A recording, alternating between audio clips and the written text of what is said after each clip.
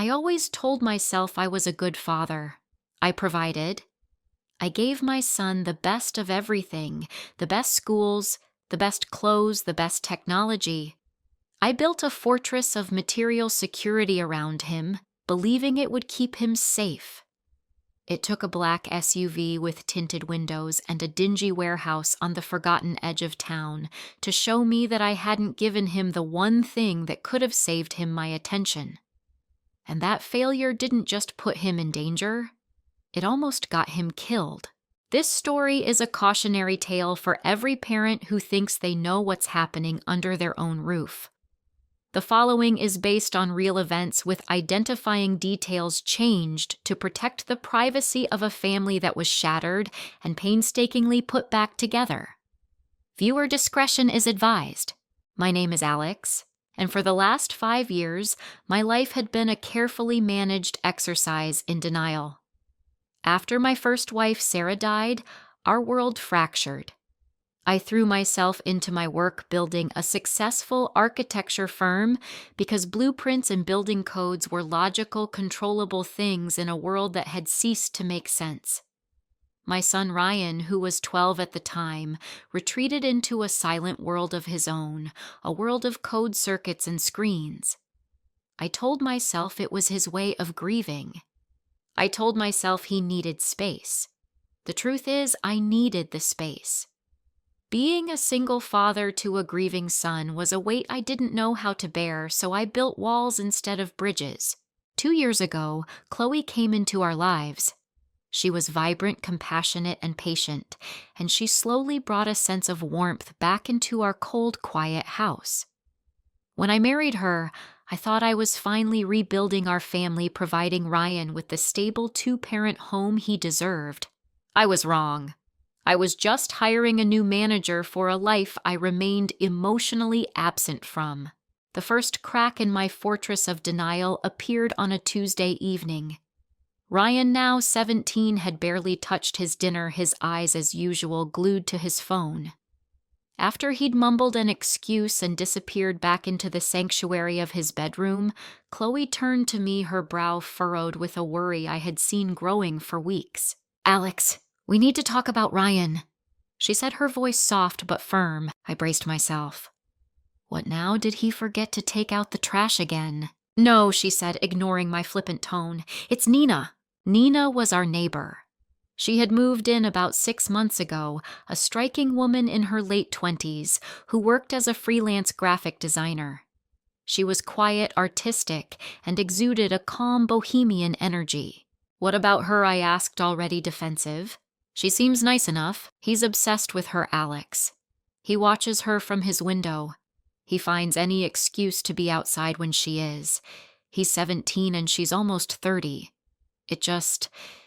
It feels off to me. The way she smiles at him, it's not just neighborly. I let out a weary sigh, a sound I'd perfected. "Chloe, he's a teenage boy. She's an attractive woman. He has a crush. It's the most normal thing in the world. Frankly, I'm relieved he's noticing people in the real world and not just on a screen. This is different," she insisted, her hands twisting her napkin in her lap. "It's the secrecy of it. He's been sneaking out at night. I think he's going over there." I put my fork down. My patience gone. "You think, or you know, because those are 2 very different things. You're starting to sound paranoid. Chloe, you're a wonderful stepmom, but you can't wrap him in cotton wool. He's allowed to have a private life. I had a crush on my 25-year-old English teacher when I was his age. It's a rite of passage. Please just let this go." I saw the hurt in her eyes as I dismissed her, but I ignored it. Admitting Chloe might be right would mean admitting I wasn't in control, that I didn't know my own son. So I did what I always did. I chose the easier path. I chose denial. I retreated to my office, leaving Chloe alone in the dining room with her worries, the distance between us suddenly as vast and cold as the one between me and my son. A few weeks later, the second crack appeared. I was helping Ryan install a new shelving unit in his room, one of the rare father-son activities I initiated.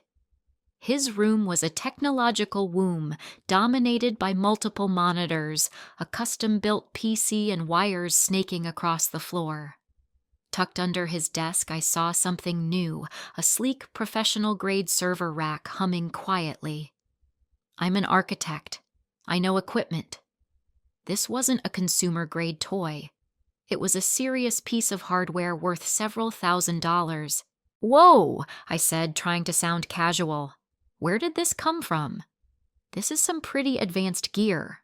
Ryan didn't look at me. His eyes remained fixed on the screen, his fingers flying across his keyboard. "Won it," he mumbled. "You won it. How?" "Online. Coding competition," he said, his voice flat, daring me to question him. And I didn't. Because I wanted to believe him. I wanted to believe my son was a brilliant prodigy who won sophisticated hardware in online competitions. It was a better story than the alternative, which I couldn't even begin to formulate. I told myself to be proud. I clapped him on the shoulder, a hollow gesture of paternal approval, and left his room, the quiet hum of the server, a new discordant note in the symphony of my self-deception. My denial was a fortress, but Chloe's worry was like water seeping into the foundations. To appease her and to silence the nagging voice in my own head, I decided to speak to Nina myself.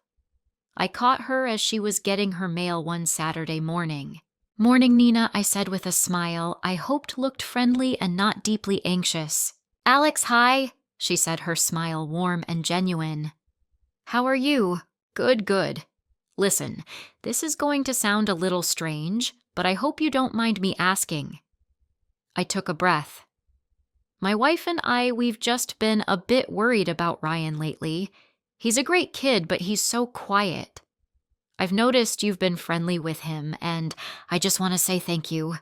It's good for him to be talking to people." Nina's expression softened with what looked like genuine empathy. "Oh, of course. He's a wonderful young man, Alex. So incredibly bright.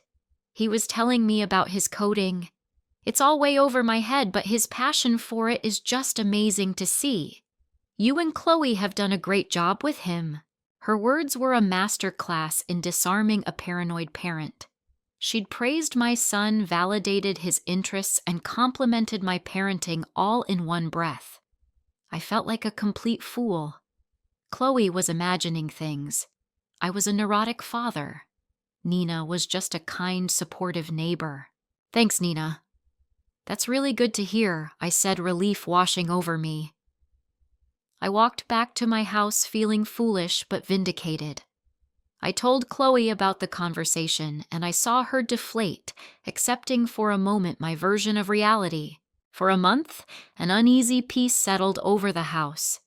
Then the fortress of my denial was not just cracked, it was blown to smithereens. I received an alert from my credit card company about an automated payment to a web hosting service I didn't recognize. The monthly charge was substantial. When I called the company, they confirmed the account was for a high-capacity offshore server registered under a pseudonym but linked to my credit card. The account had been active for 4 months. My blood ran cold. This wasn't a coding competition. This was sophisticated, expensive, and intentionally hidden. I went into Ryan's room while he was at school. My hands were shaking as I started to search, my heart pounding with the guilt of a trespasser and the dread of what I might find. In the back of his closet, tucked inside an old shoebox, was a thick envelope. Inside was nearly $10,000 in cash. I sat on his bed, the bundles of cash in my hand, and the world tilted on its axis. Every lie, every evasion, every moment of denial coalesced into one horrifying certainty: my son was in serious trouble. The server, the cash, the secrecy, it wasn't a teenage crush. It wasn't a hobby. It was something else. Something dark and dangerous. That night I didn't confront him. I watched him. I saw him through new eyes, not as my brooding son, but as a stranger with a terrifying secret. Just before 11 p.m., I saw him check his phone, grab his hoodie, and head for the door. A cold, determined resolve settled over me. I was done with denial. I was going to find out the truth. I grabbed my keys and followed him. I watched from the end of the street as he walked to the corner and got into the back of a black SUV that had been waiting its engine off. It was the same SUV I'd occasionally seen parked on our street, one I'd dismissed as belonging to a visitor. Now it looked like a predator that had been stalking my home. I followed it, my mind a frantic mess of fear and self-recrimination. Every dismissive word I'd said to Chloe played on a loop in my head. Every time I'd chosen the easy lie over the hard truth felt like a separate personal failure. The SUV led me out of the suburbs into the dark, grimy heart of the city's industrial zone. It pulled into an alley beside a warehouse that looked like it had been abandoned for decades. I parked across the street, my body trembling with a fear so intense it was nauseating. What was my son doing here? I watched as Ryan got out of the car. He was met by a man who looked like he'd been carved from granite. The man handed Ryan a small black backpack. Ryan took it, nodded, and then walked back toward the SUV. But he didn't get in. The SUV drove off, leaving him standing alone in the alley. My heart seized. This wasn't a drop-off. He'd been abandoned. Ryan looked around, then walked toward a different door on the warehouse and disappeared inside. I sat there for what felt like an eternity, my phone in my hand, my thumb hovering over 911. What was I supposed to say? My son went into a scary building, and I'm scared. I needed more. I needed to understand. An hour later, the door to the warehouse burst open again. It wasn't Ryan. It was two men arguing, their voices sharp and angry. Then I saw Ryan. He was being dragged between them, his face pale with terror. They stopped at the back of a parked van, and one of the men threw open the doors. "This is your last chance, kid," one of them snarled, his voice carrying across the empty street. "You tell us where the source code is, or you're going in the back of this van and no one ever sees you again." Source code.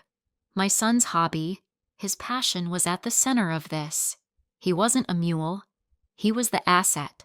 "I don't know what you're talking about," Ryan stammered, his voice thin with fear. The man laughed, a cruel, ugly sound. "Don't lie to me. Your little girlfriend Nina told us all about your talents. She said you were the best, a real prodigy." Nina, the kind, supportive neighbor, the woman who had complimented my parenting. She hadn't been grooming him for an affair. She had been serving him up to these monsters. In that moment, something inside me snapped. The fear was replaced by a primal, white-hot rage. I put my car in drive, slammed my foot on the accelerator, and aimed my headlights directly at them, flooding the alley with light. I honked the horn, a long, desperate blast. The men froze, startled, blinded by the sudden light. It was the only distraction Ryan needed. He wrenched his arm free and ran.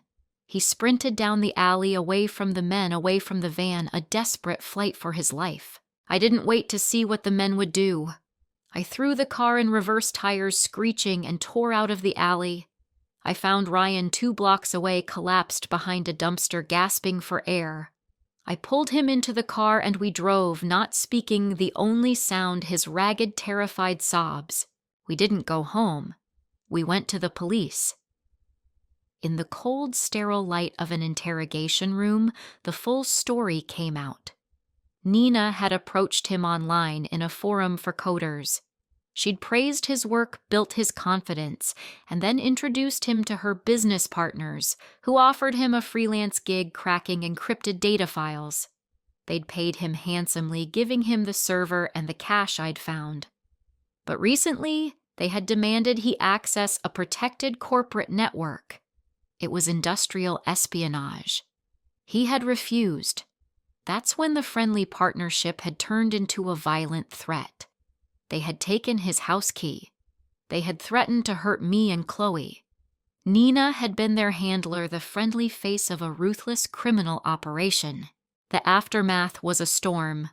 There were arrests, lawyers, and testimonies. Nina, it turned out, was also a victim trapped by the organization years ago and forced to act as a recruiter.